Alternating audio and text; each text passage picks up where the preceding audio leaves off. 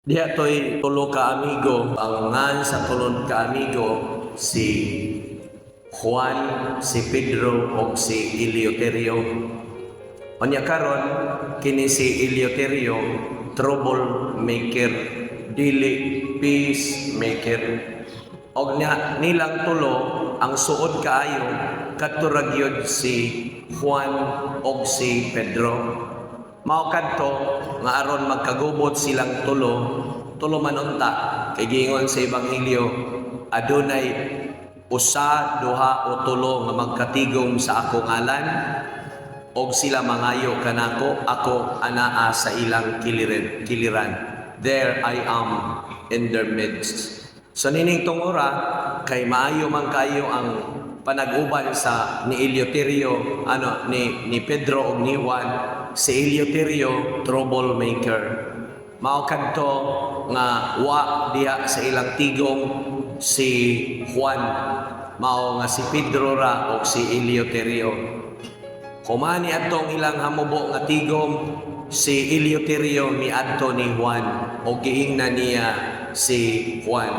Juan, ingon ra ba sa atong amigo nga si Pedro nga ikaw kuno paparihag itsura sa baboy. Baboy lang atong gamiton kay hapit na ra ba ang pista ni Santo Tomas niya mangaon ra ba gyud mog baboy. Sa mao kadto nga napungot og nasuko si Juan og nganong ang iyang suod kaayong higala nakasulti kaniya nga siya hitsurag baboy. Suko kayo, pantay lang kang amiguha ka, di na gyud ta friend, i-unfriend na gyud ka sa ako ang social media, pantay na gyud ka. Pagkakita na nila, bispiras kadto sa kapistahan ni Santo Tomas, Setyembre 16, di lang nato butang ang tuig kay ma-intriga niya mo. So mao kadto nagkita silang duha dito sa usa ka balay nga dunay hiwat sa pagkaon. Giduol gid niya iyang amigo o giingnan gid niya dayon nga Dro, ka-amigo natong duha. Ano man Juan? Ingon man kaday nako nga wa ko diha. Ningon ko na kanako nga ang ako kunong hitsura sama sa baboy. Grabiha sa nimo Dro Grabe naman sa akong kaayo nimo mga tutag Jollibee og McDonald's. Ako ang bangka, kunyag mag-inom tas gawas, ako agya kong bangka. Nya karon imo kong ingnon nga pareha kong hitsura sa baboy. Grabiha sa nimo Dro Kisa may nagsultihan na? Way lain pa si Eleuterio. Bay, migo magitang duha. Juan, wa gyud ko magsulti ni ana. Unsa man diay ningon man si Eleuterio nga ningon kuno kanako. Aw giingnan kuno ningon siya nimo nga kanini ang hitsura ko baboy. Kudi lagi na tinuod lagi. Ayo na gipalabok ko tanduan ng Eleuterio. Unsa man di tinuod ana? Niingon dayon si Pedro ngadto ni Juan. Abi nimo bay, ang gisulti nako nabaligyod digid mao ang pagkaistorya ni Eleuterio. Gipaaway ra gid ang duha. Unsa pali tinuod ana day? Ang tinuod ana nga ang baboy pareha nimo hitsura. Mauba. Sakto sa daya. Kay kung ato gong tanaw gibaliktad na ba? Exchange places. Sige bay. Mayo day kay ang baboy di ay pareha na kong hitsura. Di day ko pareha hitsura sa baboy. Kudili sayop na siya. Sige, salamat. At peace dayon. Mga igsoon, ako kining paabli sa atong pagpaambit karon kay ang atong katilingban susama niini ang nahitabo. Sa kadaghan sa imong madungog usa ra gyud ang magpabilin kanimo kadtong kapungot, kasuko o kasubo tungod kay gidaot ka sa imong igsoon. Kung atong basihan karon ang atong hamubo nga anecdote mga igsoon, makita nato nga walay unod ang maong istorya, ang maong pasangil. Kaya ang maong pasangil, mugna lamang sa huna-huna nga gubot o dili angayan natong tukbon, dili angay nato nga tagaag atensyon. Sa atong katilingban, mao kini ang nahitabo nga hilig kaayo ta magkarga buro. Kailan mo karga buro? Kanabang sutsutan og maayo, ala palamian, butangag pasas, pakatinan pagyod, labdag kay istorya. Ang kaulahian, usara di ay ang tuyo, si kumari mangutang adto sa iyahang kumari. Nganong dili naman lang kamo diretso sa imong tuyo nga mangutang ka, basig di ka pautangon. Mao sa day problema. Gamito nato ang atong kahanas, kahibalo, mahitungod sa paghatag og mga maayong panghuna-huna, kunuhay, apan dautan di ay og tuyo. O kana siya dili makahatag og kaugmaran sa atoang katilingban. Basihan nato mga igsuon ang unang pagbasa gikan sa basahon ni propeta Ezekiel. Din ginagkanayon, apan kun gipasagdan mo ang makasasala sa pagbiya sa dautan niyang binuhatan, apan wala niya kinitagda, mamatay siya nga makasasala apan wala kay tulubagon. Imong pasagdan ang tao nga naghimo sa dili maayo, apan ikaw nakakita niini, accountable ka sa imong nakita o usab sa imong nahibaluan, apan wa nimo tagaig pagtagad. Apan kung imong nakitaan, apan imo siyang gibadlo, nisulod ka sa ikaduhang punto sa atong pamalandong karon sa Ebanghelyo, ang pagbadlong mga igsuon. Ikaw walay tulubagon kun siya mamatay o kun wa siya maminaw kanimo. Sa atong katilingban karon, adunay daghan kayong angay natong angayang butangan og pagtagad. Apan kulang kanato ang katakos nga mohimo niini. Mangutana ta, nganong kulang man? Sumala sa mga ebanghelyo nga atong nabasa, si Kristo gyud miingon ngadto sa iyang mga apostoles, kanunay akong nagtudlo kaninyo, kanunay akong nagsunod-sunod kaninyo. Wa ba gyapon mo makaton? Maura ba gyapon ni ang akong himuon? Ako ra gyapon mo imuhimo? Nga sa ato pa, kulang sa tao ang pagdawat sa angay niyang makatunan. Mensahe kini sa atong Santo Papa, nga ang matag usa kanato aduna gayud untay ikatudlo, apan dili tungod kay kapuyan. Adi ay kapuyan kay apelyido ra ba na? Tungod kay tapulan. Ha?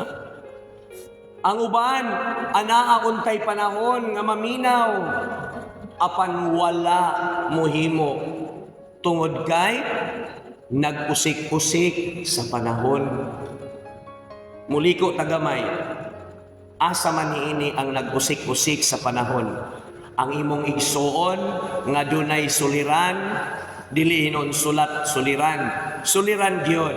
Og unya nisulti nimo og imo dayong giingnan, wa ko'y panahon kay mag tan-aw sa ko kadiyot sa akong cellphone ha, kay unsa kay atong mga latest karon nga kuan nga kanini ang latest nga chika, panahon sa nako diri cellphone ako ha. Unsa may nindot asa man diana ang pinakamahinungdanon og adunay merito sa Ginoo? Ang imo bang paghatag og higayon sa social media nga dili gani makig-istorya kanimo? Muhatag lamang og mga toxic nga mga messages nga imong mabasa? O baka sa imong igsuon nga nanginahanglan sa imong katakos kahanas, kalangtip sa imong salabutan, dunay grasya o dunay presensya sa Dios nga imong ikahatag kaniya sa imong pagpaminaw. Kana mga igsoon, maoy kulang karon. Daghan ang ganahan musulti, apan gamay ra ang maminaw. Kay siguro kining atong mikropono ibutang na nako diya ubos, kung pasultion ta mo, murag mag-ilugay siguro mong tanan, bisag unsa ray iistorya. Mao bitaw, na ay mag-istoryahay, mostly, di gyud ko unang o taga. Dili, usually, ang akong himuon, muhilom sa ako. Nga naman, mas nindot man na, nga paunahon nimo ang katawhan o nibisan kinsa nila nga adunay katakos. Unsay nindot? Ang pagpaminaw kanila. Apan kung sila tanan, puros mga hilomon, hala, tagaig usa ka topic nga pwede ninyong saluan. Ug humani ana, isunodayon ang imong tuyo. Maghatag ka na og pagpanamin og maghatag usab ka na kanimo og pagtimbang sa imong kaugalingon diha sa imong tuyo ngadto kanila. Forming your co-brothers and sisters is a way for us to make ourselves knowledgeable in dealing with our brothers and sisters. Giving them the hint and also the avenues to discover themselves is a way for you to make yourselves be motivated with what is good and bad, and to strike a balance to what is useful and harmful. Nga nato gipak at unan takaron sa atong santos nga ebanghelyo nga kitang tanan aduna gayoy katakos nga mopaambit sa atuang nakatunan sa mga pagtulunan sa simbahan nga gitudlo kanato o gibilin sa atong Ginoong Hesukristo. Nga ang pagkabuot mahitungod og usa ka solusyon sa kinabuhi, dili kinahanglan magdali-dali. Dili mao bitaw na adunay bukasyon diha sa pagkaminyo, babay ug lalaki gikan sa laing-laing background sa ilang kinabuhi, gikan sa laing-laing lugar nagkahiusa. Ha? Dili man na pwede nga silingan paryente first degree maoy magpuyo maoy magtiayon alisod man na katong gikan sa laing dapit nga wala gayo relasyon sa ilang bloodline magkausa mo imposible man na naa ang pagkukabildo mao na sa kaminyoon dili na siya nga kamo nagkausa ra sa gugma kundili sa kaminyoon anaasad ang pagpatidlumay sa usag-usa mahitungod sa inyong laraw kay mao kana ang avenue or the arena nga diin kamo makat-on sa matag usa pinaagi sa inyong mabulawanon nga mga huna-huna mao na giingon nga the basic unit of the community is the family ang banay nga diin inyong pagaumulon sa matag usa. Ayaw sa pangandoy og mga dagko kayong solusyon diha sa katilingban. Mao nga maanindot kayo sa atong ikaduhang pagbasa ang gitawag nato nga ayaw kamo pabaon sa utang kundili sa utang sa paghigugma. Tanawa ra mga igsuon. So kung ato ning puy-an diya sa atong katilingban, pagkaanindot sa atong katilingban nga kahibalong maminaw sa ato pa dili kaayo gubot kay lisod man sad kung ang usa ka katilingban dili gubot naa sa ginagmay nga panagubot panaglalis sa mga maayong huna-huna apan magkahiusa ra gayud gihapon. Ug mao kini ang tuyo sa Ginoo. Ngano man kay tawhanon man ta. Whether we like it or not, ma-faltered man ta, muluka pa man ta, mahigayon man gayod nga muabot ka na. Apan do na po higayon nga kita sa kanunay mutubo og mahimong hingpit. Mao nga gitudlo sa atong santos nga ebanghelyo, kung ikaw adunay nakita nga sayo, adto siya, adto isulti sa hilom. Kamurang duha, isulti og iyagyag. Kung gahi siyag ulo, pangitag laing duha, tulo na mo, imong isulti ngadto niya. Kung gahi pagyud siyag ulo, gahi gyud gamay, isulti ngadto sa simbahan, sa ato pa sa katilingban, sa gagmayng Kristohanong simbahan, sa atong BEC, kanang grupo nato sa Biblia Ambit, kanang grupo nato mga igsuon, o kanarong mga nagpautang naman na sila cluster. Cluster dinhi, Dungganon, ada cluster na nila. Kulwe, walay po na cluster. Pag-asinso, lain po, no? So, nana, cluster. Diya, isulti na. Dili na nga imong imaritis. Dad-as siya aron makabot ang solusyon. Kung antigwiti siya, miingon ang Ebanghelyo, isipa siya nga langyaw. O baka kobrador sa buhis. Nahibaw naman taon sa tarasan ng mga kobrador sa buhis. Mauna sa mga katilingban sa mga Hudiyo, branded na sila nga dili maayo. Isipan niya na mga igsoon. O niya ng tungura, kabutag yun ang solusyon. Ayaw tuguti nga sa tibuok adlaw nagpabilin ang inyong pagkasiluay sa usag-usag. Kundili, taga-idayon og solusyon. O nang uban, muarigid tayong simbahan. Mangitag yung pare, ako kadaghan na kay ko ni Ana. Usaon ako ni Padre, aning butangan nga, di magid siya mo, tagad na ako. Naguna magkakagtagad niya. Pero taas man kayang garbo, pero una ko nakasala, Padre. Alay, dada siya dire. Pangitag pamaagi, dada dire. Dire, nagkaabot. Pangutana ko ninyong tulo o ninyong 5, nganong arima muna ako sa pare at tumos barangay kapitan at mga to kay anak na ay solusyon nga to niya masuwat pag yun o adi namin nga to Padre oy kay kaming 5 parinti mamis barangay kapitan niya maura gyapon ang ikaunong ang barangay kapitan niya naabak kay solusyon makabot Padre mas maayo man ka Padre kay dili maminimo parinti. Oo. Ako apelido ni usalahi kanina. So kami ra nga clan yan. Di man ta parente. Mao nga ikaw mo among patagaon sa solusyon. Mao to ako ding gisolusyonan.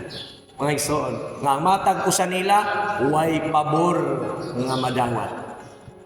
Kanang inyong gikagugtan hapit namang pista ni Santo Tomas ay aron way makadawat ang matag usa ay ihatag na din sa simbahan kay aron ipuno nato pahuman sa inyong public CR.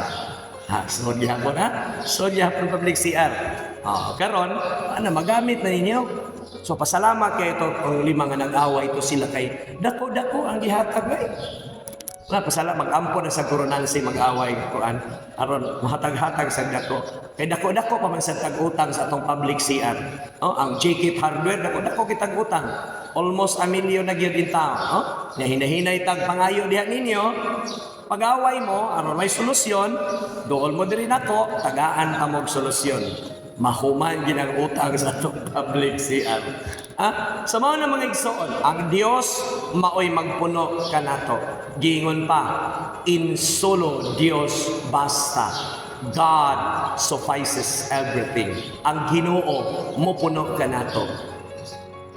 Kaligon sa atong pagtuo, atong kasaligan ang Dios mauusab ang maghatag kanato og kasulbaran. Mao nga sa atong katilingban, manginahanglan nga dadto nato, tawgo nato ang Dios og pinaagi ni ana siya maoy mo tudlo kanato sa atoang mga bulawanon nga mga kasulbaran. Amen.